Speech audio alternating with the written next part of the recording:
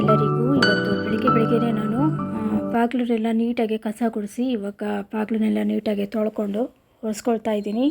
So ಬಾಗಿಲಿಗೆ ಬೆಳಗ್ಗೆ ಹೊತ್ತು ರಂಗೋಲಿ ಹಾಕೋದ್ರಿಂದ ಮನಸ್ಸು ಕೂಡ ಅಷ್ಟೇ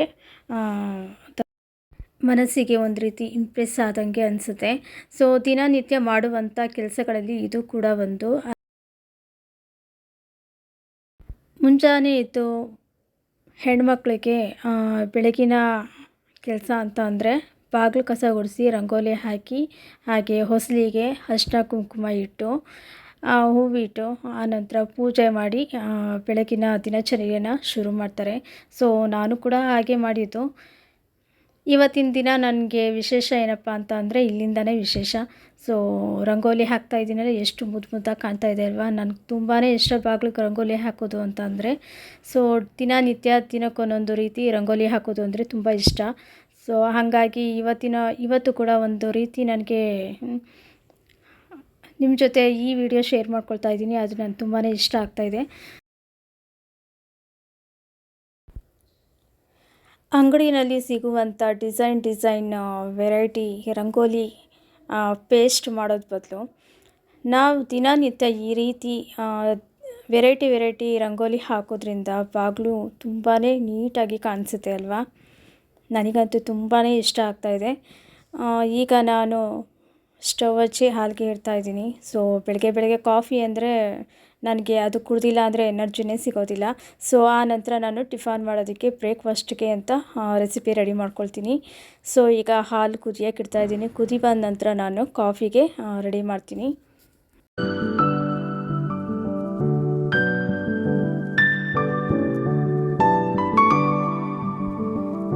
ನನಗೆ ಸನ್ರೈಸ್ ಕಾಫಿ ಪುಡಿ ಅಂದರೆ ತುಂಬ ಇಷ್ಟ. ಹಾಗಾಗಿ ಸನ್ರೈಸ್ ಕಾಫಿ ಪುಡಿನೇ ಹಾಕ್ತಾಯಿದ್ದೀನಿ. ಸೊ ನಮ್ಮ ಮನೆಯವರು ಸಕ್ಕರೆ ಹಾಕಿ ಕುಡಿದೇ ಇರೋದ್ರಿಂದ ಅವ್ರಿಗೆ ಸಕ್ಕರೆನ ನಾನು ಹಾಕೋದಿಲ್ಲ. ಹಾಗೆ ಕಾಫಿ ಪುಡಿ ಹಾಕಿ ಸೇರಿಸಿ ಕೊಡ್ತೀನಿ. ಸೊ ಸ್ವಲ್ಪ ಕಹಿ ಅನಿಸುತ್ತೆ, ಏನು ಮಾಡೋಕ್ಕಾಗಲ್ಲ. ಅವರು ಸಕ್ಕರೆನ ಆದಷ್ಟು ಅವಾಯ್ಡ್ ಮಾಡ್ತಾಯಿದ್ದಾರೆ. ಸೊ ಹಂಗೆ ನಾನು ಕಾಫಿ ಕುಡಿದು ಈಗ ಟಿಫನ್ಗೆ ಅಂತ ರೆಡಿ ಮಾಡ್ಕೊಳ್ತಾ ಇದ್ದೀನಿ. Kitchen and daily vlogs. ಎಲ್ಲರೂ ಹೇಗಿದ್ದೀರಾ? ನೀವೆಲ್ಲ ಚೆನ್ನಾಗಿದ್ದೀರಾ ಅಂತ ನಾನು ಅನ್ಕೊಳ್ತೀನಿ. ದಯವಿಟ್ಟು ನನ್ನ ಚಾನಲನ್ನು ಯಾರಾದರೂ ಸಬ್ಸ್ಕ್ರೈಬ್ ಮಾಡ್ಕೊಂಡಿಲ್ಲ ಅಂದರೆ ಈಗಲೇ ಸಬ್ಸ್ಕ್ರೈಬ್ ಮಾಡ್ಕೊಳ್ಳಿ. ಹಾಗೆ ನೀವು ಸಬ್ಸ್ಕ್ರೈಬ್ ಮಾಡ್ಕೊಳ್ಳೋದ್ರಿಂದ ನನಗೆ ಇನ್ನೂ ಹೆಚ್ಚು ವಿಡಿಯೋಗಳನ್ನ ಮಾಡೋಕ್ಕೆ ಅನುಕೂಲ ಆಗುತ್ತೆ ಅಂತ ಹೇಳ್ತಾ ಇವತ್ತಿನ ವ್ಲಾಗ್ನ ಶುರು ಮಾಡ್ತಾ ಇದ್ದೀನಿ. ಸೊ ಬನ್ನಿ, ನಿಮಗೆ ಎಲ್ರಿಗೂ ಇಷ್ಟ ಆಗುತ್ತೆ ಅಂತ ಅಂದ್ಕೊಳ್ತೀನಿ. ಇವತ್ತಿನ ನನ್ನ ವಿಡಿಯೋ ಇಷ್ಟ ಆದರೆ ಖಂಡಿತ ಲೈಕ್ ಮಾಡಿ, ಹಾಗೆ ಶೇರ್ ಮಾಡಿ, ಹಾಗೆ ಸಬ್ಸ್ಕ್ರೈಬ್ ಮಾಡ್ಕೊಳ್ಳಿ ಪ್ಲೀಸ್. ನನ್ನ ಚಾನಲನ್ನು ದಯವಿಟ್ಟು ಸಬ್ಸ್ಕ್ರೈಬ್ ಮಾಡ್ಕೊಳ್ಳಿ, ಪೂರ್ತಿಯಾಗಿ ನೋಡಿ ಅಂತ ಹೇಳ್ತಾ ಇವತ್ತಿನ ವ್ಲಾಗ್ನ ಶುರು ಮಾಡ್ತಾ ಇದ್ದೀನಿ. ಸೊ ಹಾಗೆಯೇ ಮಧ್ಯಾಹ್ನ ಮಕ್ಕಳನ್ನ ಸ್ಕೂಲಿಂದ ಕರ್ಕೊಂಡು ಬರಬೇಕು. ಸೊ ಅಷ್ಟರಲ್ಲಿ ನಾನು ನನ್ನ ಕೆಲಸಗಳನ್ನೆಲ್ಲ ಮುಗಿಸ್ಕೊಳ್ತೀನಿ. ಸೊ ಇವತ್ತು ಖಂಡಿತ ನಿಮಗೆ ಇಷ್ಟ ಆಗುತ್ತೆ ಅಂತ ಅಂದ್ಕೊಳ್ತೀನಿ. ಬಂದು ಟೊಮೆಟೊ ಬಾತ್ ಮಾಡಿದ್ದೆ, ಅದನ್ನು ಕೂಡ ನಾನು ನಿಮ್ಮ ಜೊತೆ ರೆಸಿಪಿ ಶೇರ್ ಮಾಡ್ತೀನಿ. ಹಾಗೆಯೇ ಇವತ್ತು ಮಧ್ಯಾಹ್ನಕ್ಕೆ ಅಂತ ರಸಮ್ ಕೂಡ ಮಾಡಿದ್ದೆ. ರಸಮ್ನ ಸ್ವಲ್ಪ ಕ್ಲಿಪ್ ಹಾಗಿದ್ರೆ ಬನ್ನಿ ಇವತ್ತಿನ ರೆಸಿಪಿನ ನೋಡ್ಕೊಂಡು ಬರೋಣ. ಖಂಡಿತ ನೀವೆಲ್ಲ ಲೈಕ್ ಮಾಡಬೇಕು. ರೆಸಿಪಿ ಇಷ್ಟ ಆಯ್ತಾ ಇಲ್ವಾ ಅಂತ. ಓಕೆ, ಇವಾಗ ನಾನು ಟೊಮೆಟೊ ಬಾತ್ ರೆಸಿಪಿ ಮಾಡೋಕ್ಕೆ ಒಂದು ಕುಕ್ಕರನ್ನು ತೊಗೊಂಡಿದ್ದೀನಿ. ಕುಕ್ಕರ್ ಬಿಸಿ ಆದ ನಂತರ ಒಂದು 2 ರಿಂದ 3 ಟೇಬಲ್ ಸ್ಪೂನಷ್ಟು ಎಣ್ಣೆ ಹಾಕ್ಕೊಂಡಿದ್ದೀನಿ.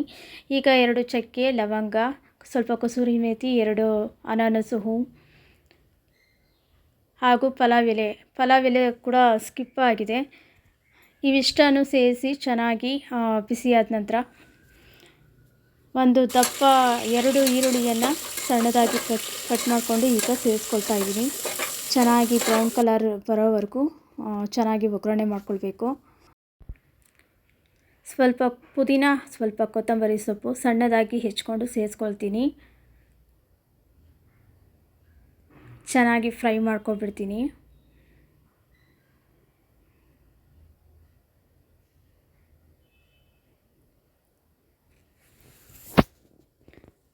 ಹಾಗೆಯೇ ಸ್ವಲ್ಪ ಗರಂ ಮಸಾಲ, ಒಂದು 2 ಟೇಬಲ್ ಸ್ಪೂನಷ್ಟು ಗರಂ ಮಸಾಲ, 1.5 ಟೇಬಲ್ ಸ್ಪೂನಷ್ಟು ಹಚ್ಚ ಖಾರದ ಪುಡಿನ ಸೇರಿಸ್ಕೊಂಡು ಚೆನ್ನಾಗಿ ಫ್ರೈ ಮಾಡ್ಕೊಳ್ತೀನಿ. ಒಂದು 2 ರಿಂದ 3 ಟೊಮೆಟೊವನ್ನು ಸಣ್ಣದಾಗಿ ಹೆಚ್ಚಿಕೊಂಡು ಸೇರಿಸ್ಕೊಳ್ತೀನಿ. ಟೊಮೆಟೊ ಕ್ವಾಂಟಿಟಿ ಜಾಸ್ತಿ ಇದೆ. ಟೊಮೆಟೊ ಬಾತ್ ರೆಸಿಪಿ ತುಂಬಾ ಚೆನ್ನಾಗಿ ಬರುತ್ತೆ. ಕೆಲವರು ಟೊಮೆಟೊ ಪೇಸ್ಟನ್ನು ರುಬ್ಬಿ ಪೇಸ್ಟ್ ಮಾಡಿ ಹಾಕ್ತಾರೆ, ಹಾಗೂ ಕೂಡ ಮಾಡ್ಬೋದು. ರುಚಿಗೆ ತಕ್ಕಷ್ಟು ಉಪ್ಪನ್ನು ಕೂಡ ಸೇರಿಸ್ಕೊಳ್ತಾ ಇದ್ದೀನಿ. 2 ಟೇಬಲ್ ಸ್ಪೂನಷ್ಟು ಶುಂಠಿ ಬೆಳ್ಳುಳ್ಳಿ ಪೇಸ್ಟನ್ನು ಸೇರಿಸ್ಕೊಂಡು ಚೆನ್ನಾಗಿ ಫ್ರೈ ಮಾಡ್ಕೊಳ್ತೀನಿ. ಈಗ ನಾನು ತೊಳೆದು ಇಟ್ಕೊಂಡಿರುವಂಥ ಅಕ್ಕಿಯನ್ನು ಸೇರಿಸ್ಕೊಳ್ತಾ ಇದ್ದೀನಿ. 2 ಕಪ್ಪಷ್ಟು ಅಕ್ಕಿಯನ್ನು ತೊಳೆದು ಇಟ್ಕೊಂಡಿದ್ದೆ. ಈಗ ಸೇರಿಸ್ಕೊಂಡು ಚೆನ್ನಾಗಿ ಮಿಕ್ಸ್ ಮಾಡ್ಕೊಳ್ತೀನಿ. ತಳ ಹಿಡಿದೇ ಇರೋ ಹಾಗೆ ಆಗಾಗ ಸೌಟಿಂದ ತಿರುಗಿಸ್ಕೊಳ್ಬೇಕು. ಈಗ 2 ಗ್ಲಾಸ್ ಅಕ್ಕಿಗೆ 4 ಕಪ್ಪಷ್ಟು ನೀರನ್ನು ಸೇರಿಸ್ಕೊಳ್ತಾ ಇದ್ದೀನಿ. ಸೊ ಬಾಯಿ ತಪ್ಪಿ ಮಿಸ್ಟೇಕ್ ಆಯಿತು. ಸೊ ಹಾಗೆಯೇ ಈಗ ಚೆನ್ನಾಗಿ ಮಿಕ್ಸ್ ಮಾಡಿಕೊಡಿ. ರುಚಿಗೆ ತಕ್ಕಷ್ಟು ಉಪ್ಪನ್ನು ಸೇರಿಸ್ಕೊಂಡು ಚೆನ್ನಾಗಿ ಮಿಕ್ಸ್ ಮಾಡಿ ಆನಂತರ ಮುಚ್ಚಳ ಮುಚ್ಚಿ 2 ರಿಂದ 3 ವಿಷಲನ್ನು ಓಡಿಸ್ಕೊಳ್ಳಿ. ಹಾಗೆ ಟೊಮೆಟೊ ಬಾತ್ ರೆಸಿಪಿ ಆದ ನಂತರ ನಾನು ಅದನ್ನು ಕ್ಯಾಪ್ಚರ್ ಮಾಡಲಿಲ್ಲ. ಸೊ ಹಾಗಾಗಿ ವಿಡಿಯೋ ಶೂಟ್ ಆಗಿಲ್ಲ. ಸೊ ಹಂಗೆ ಬೆಳಗ್ಗೆನೇ ತುಂಬಾ ಬಿಸಿಲಿತ್ತು. ಸೊ ಈ ಚಳಿನಲ್ಲಿ ಬಿಸಿಲು ಅಂದರೆ ತುಂಬಾ ಚೆನ್ನಾಗಿರುತ್ತೆ. ಸೊ ಅದು ಕಿಟಕಿಯಿಂದ ಮನೆ ಒಳಗೆಲ್ಲ ಎಷ್ಟು ಚೆನ್ನಾಗಿ ಕಾಣಿಸ್ತಾ ಇತ್ತು ಅಂತ ಅಂದರೆ ಎಳೆ ಬಿಸಿಲು. ಸೊ ಅಷ್ಟಾಗಿ ನನ್ನ ಮೊಬೈಲ್ನಲ್ಲಿ ಕ್ಯಾಪ್ಚರ್ ಆಗಿಲ್ಲ. ಆದರೂ ನನಗೆ ಎಷ್ಟು ಬೇಕೋ ಅಷ್ಟು ಮಾತ್ರ ನಾನು ತೆಗೆದಿದ್ದೀನಿ. ಹಾಗೆ ಮಧ್ಯಾಹ್ನದ ಊಟಕ್ಕೆ ಅಂತ ತಿಳಿ ರಸಮ್ ಕೂಡ ಮಾಡಿದ್ದೆ. ಅದನ್ನು ಕೂಡ ನಾನು ಅಷ್ಟಾಗಿ ವಿಡಿಯೋದಲ್ಲಿ ಹೇಳ್ತಾ ಇಲ್ಲ. ಸೊ ನಿಮಗೆ ಈ ವಿಡಿಯೋ ಇಷ್ಟ ಆಗಿದ್ರೆ ಲೈಕ್ ಮಾಡಿ, ಶೇರ್ ಮಾಡಿ, ಹಾಗೆ ಕಮೆಂಟ್ ಮಾಡೋದನ್ನು ಮರಿಬೇಡಿ ಅಂತ ಹೇಳ್ತಾ ಇಲ್ಲಿಗೆ ಇವತ್ತಿನ ವ್ಲಾಗ್ನ ಎಂಡ್ ಮಾಡ್ತಾ ಇದ್ದೀನಿ. ಸೊ ಖಂಡಿತ ನಿಮಗೆ ಇಷ್ಟ ಆಗುತ್ತೆ ಅಂತ ಅಂದ್ಕೊಳ್ತೀನಿ. ಹೋಗಿ ಬರಲ್ಲ. Thanks for watching. Bye bye.